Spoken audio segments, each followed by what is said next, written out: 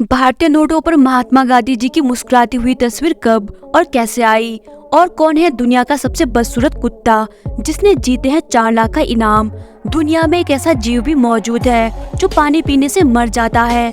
और घर बनाने के लिए नदी की रेत का इस्तेमाल क्यों किया जाता है? समुद्री रेत या रेगिस्तान की रेत का इस्तेमाल क्यों नहीं किया जाता? और लास्ट में आप जानोगे कि मुगल जो इतने पावरफुल थे वो नेपाल को क्यों नहीं हरा पाए।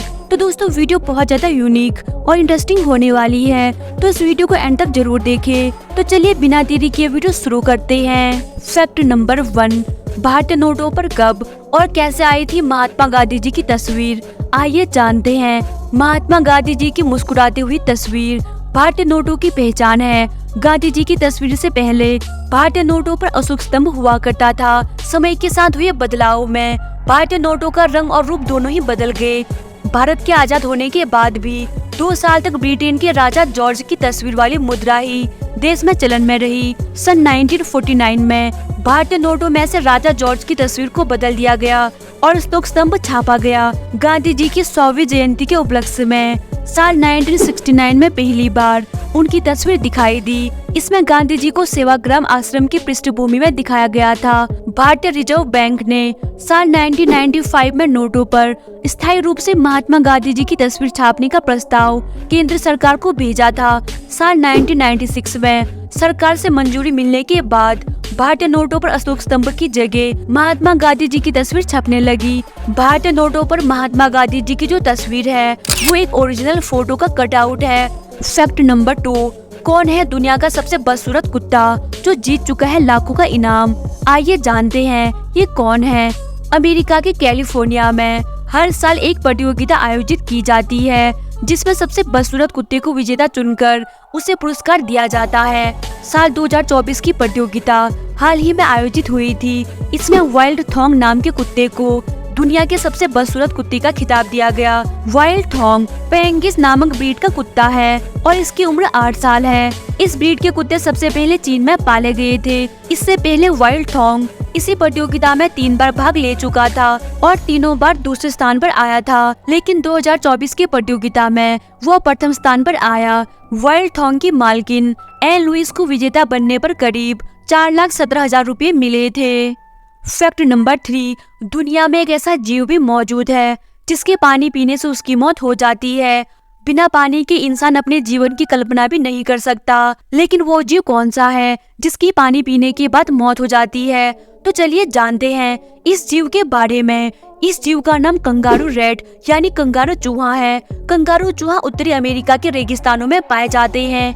ये चूहा कभी भी अपनी लाइफ में पानी नहीं पीते हैं। ये अपने भोजन से ही पानी की कमी को पूरा करता है। कंगारू रैट की पूंछ और टांगे कंगारुओं से मिलती है, इसीलिए इसे कंगारू रैट कहते हैं। फैक्ट नंबर 4, घर बनाने के लिए नदी की रेत ही क्यों जरूरी होता है? रेगिस्तान की रेत से घर क्यों नहीं बनाया जा सकता? चलिए जानते हैं। घर बनाने के लिए रेत बहुत जरूरी होती है। घर बनाने के लिए रेत को नदी से ही निकाला जाता है। नदी से निकालने वाली रेत काफी महंगी होती है। हालांकि कभी भी किसी निर्माण कार्य में रेगिस्तान की रेत का उपयोग नहीं होता। रेगिस्तान की रेत बहुत ही बारीक और गोल होती है जो सीमेंट से चिपकती नहीं, जिससे घर कमजोर हो सकता है। वही समुद्री रेत में नमक होता है जो स्टील और प्लास्टर के लिए खतरनाक होता है और समुद्री रेत से सरिये में जंग जल्दी लग जाता है, जिससे इमारत कमजोर होकर गिर सकती है। उसी के विपरीत नदी की रेत खुरदुरी होती है, जिससे वह सीमेंट के साथ मिलकर एक मजबूती प्रदान करती है। फैक्ट नंबर 5, मुगल जो इतने पावरफुल थे वो नेपाल को क्यों नहीं हरा पाए? आइए जानते हैं। भारत में मुगल साम्राज्य की स्थापना बाबर ने की थी। अकबर के शासनकाल में इसका जबरदस्त विस्तार हुआ। उस दौरान भारतीय सब कॉन्टिनेंट पर मुगल साम्राज्य का दबदबा बढ़ाया। इसके बाद मुगलिया सल्तनत औरंगजेब के शासनकाल में सबसे ज्यादा बढ़ी। उस समय मुगल सेना को बहुत ताकतवर माना जाता था। इस दौरान काबुल हो या कावेरी घाटी, गुजरात हो या बंगाल, हर जगह मुगलों का वर्चस्व कायम था।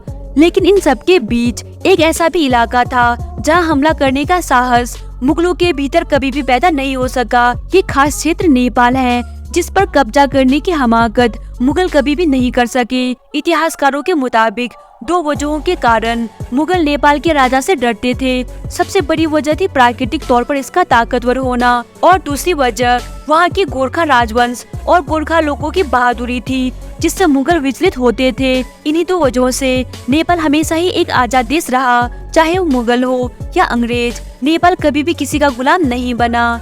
तो दोस्तों, उम्मीद करती हूँ आपको वीडियो पसंद आई होगी। अगर आपको वीडियो पसंद आई तो वीडियो को लाइक करके चैनल को सब्सक्राइब कर दे। Thanks for watching.